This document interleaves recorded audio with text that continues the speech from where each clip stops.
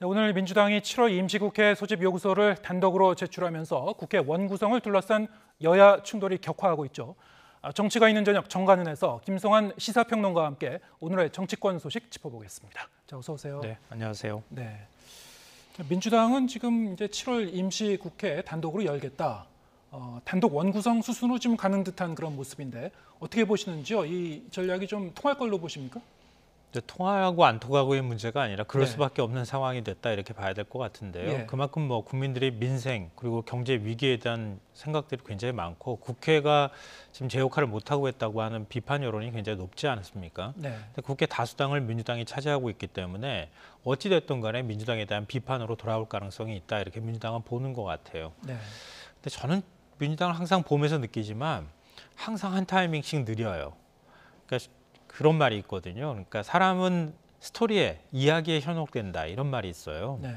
그러니까 민주당이 어떤 명분을 갖고 움직인다 하더라도 이야기를 만들어가는 방식이어야 하거든요. 그래야 국민들이 그 뭔가의 논리에 대해서 설득력을 갖게 되는, 그러니까 이해를 하게 된단 말이에요.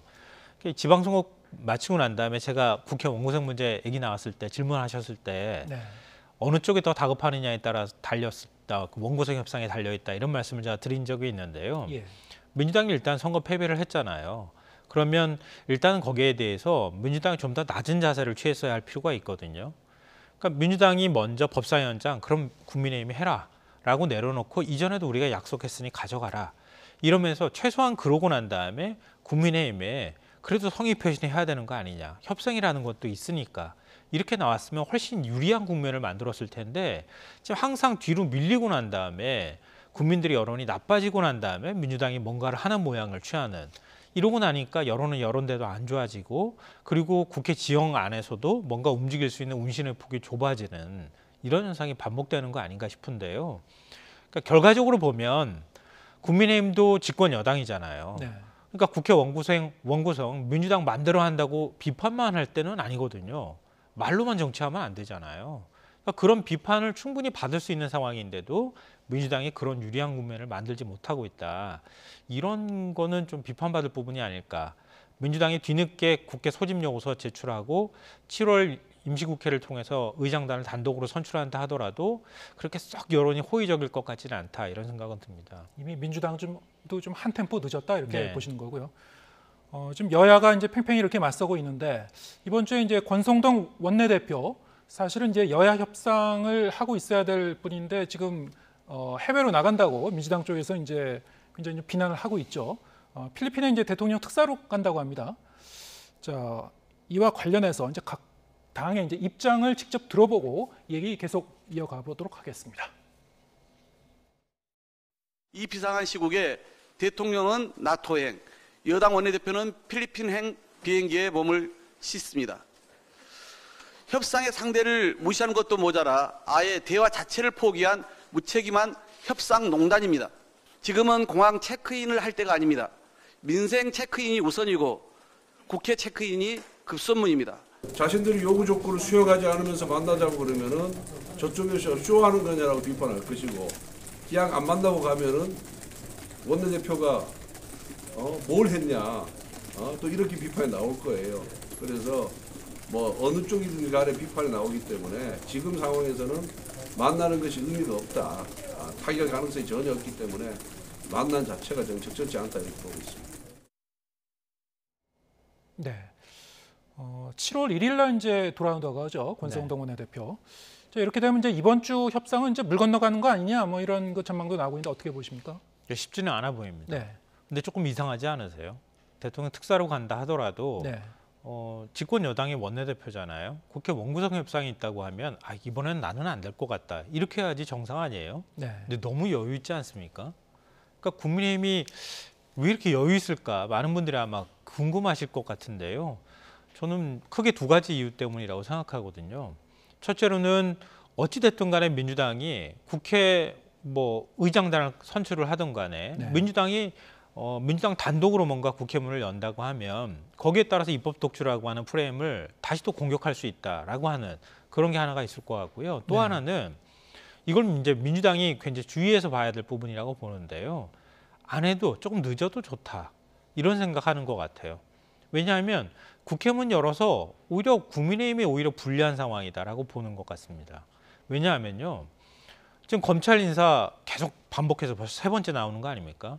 한동훈 법무부 장관 검찰총장 없는 상황에서 법무부 장관이 검찰총장 역할까지 같이 한다는 소리 나오고 있잖아요.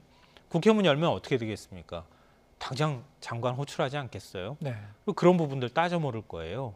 이제 부담스러운 상황이 될 수 있고요. 그리고 지금 행안부 역시 마찬가지잖아요.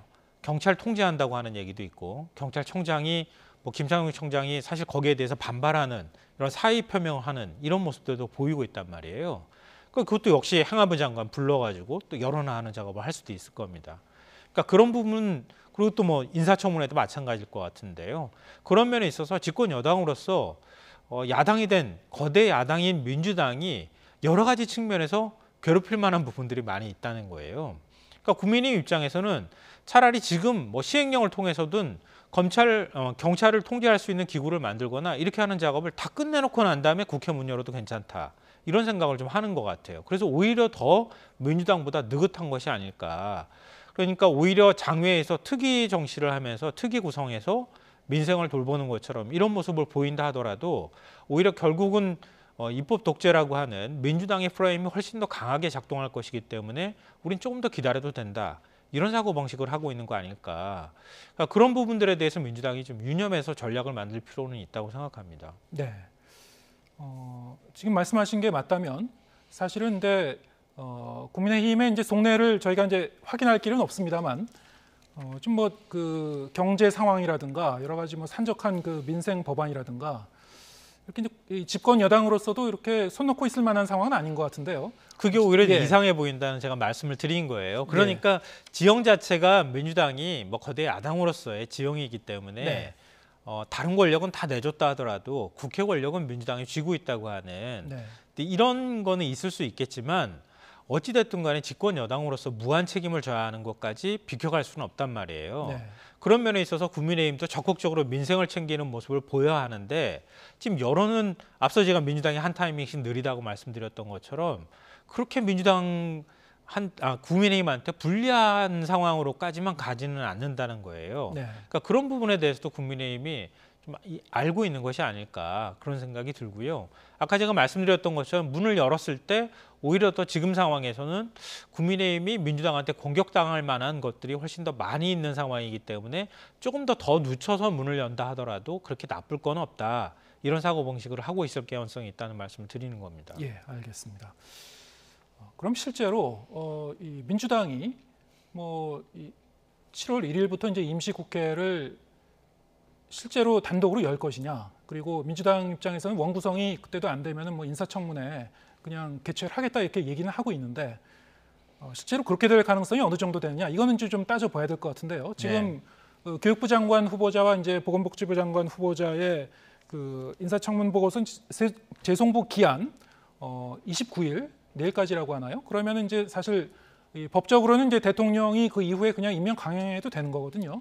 어떻게 보십니까? 글쎄요, 전자결제를 할지는 모르겠어요. 예. 외국에 나가서 전자결제를 하는 경우가 있기는 한데요. 네. 그렇게까지 강행할 것 같아 보이지는 않아요. 예. 지금까지 기다렸는데 그러니까 권성도 원내대표도 돌아오고 윤석열 대통령도 곧 돌아오지 않겠습니까? 예.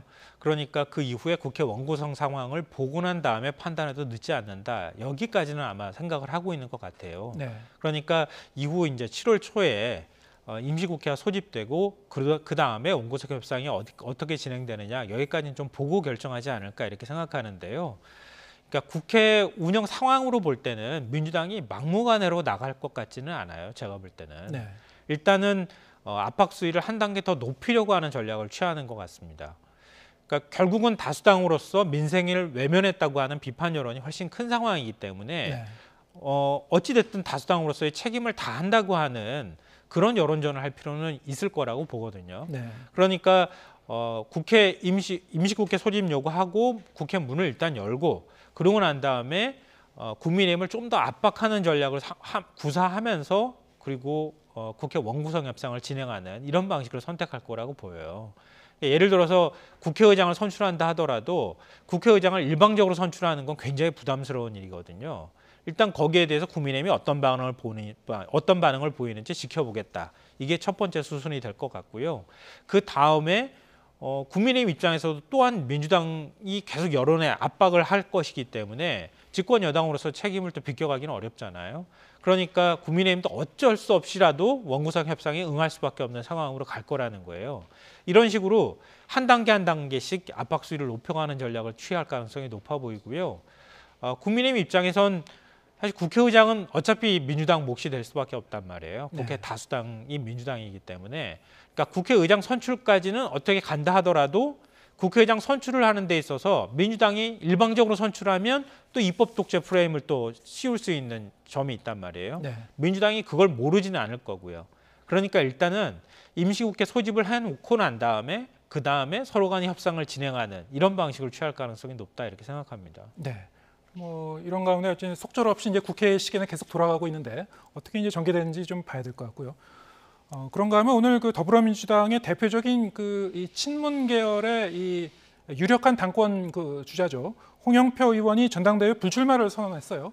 전해철 의원에 이어서 이제 홍영표 의원도 이렇게 불출마 선언하면서 자, 이게 이제 이재명 의원에 대한 이제 불출마 그 압박이 더 이제 거세지는 거 아니냐. 뭐 이런 그 전망이 나오고 있는데 좀 어떻게 보시는지요?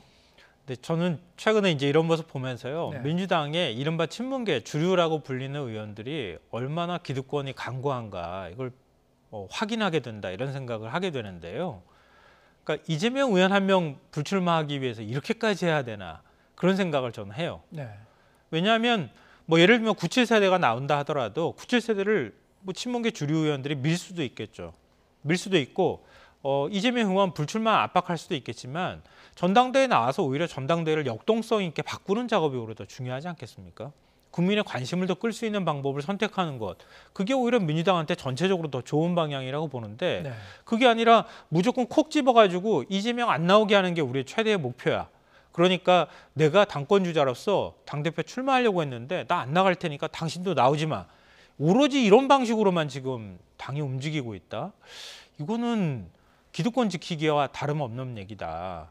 그러니까 이런 방식으로 과연 가는 게 과연 민주당한테 이게 맞는 건가 이런 생각이 들거든요. 그러니까 오로지 차기 공천권을 따내기 위해서 공천에서 배제되는 것을 도저히 참을 수 없어서 이런 방식으로 가는 건 좀 바람직하지 않다고 봅니다. 예를 들어서 97세대 의원들 가운데서도 누군가는 또 출마 선언을 할 거거든요. 네. 그러니까 친문 주류 쪽에서 모 의원을 민다고 하는 소문까지 벌써 퍼지고 있는 상황이에요. 네. 그러니까 그 의원이 나올 수 있겠죠. 이재명 의원도 이재명 의원대로 나와서 당원하고 국민들한테 판단을 받으면 되지 않겠습니까?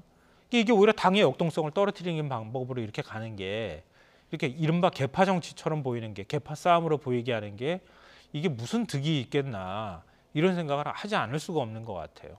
예, 알겠습니다. 이재명 의원도 뭐 이제 그냥 고심을 거듭하고 있다고 하니까요.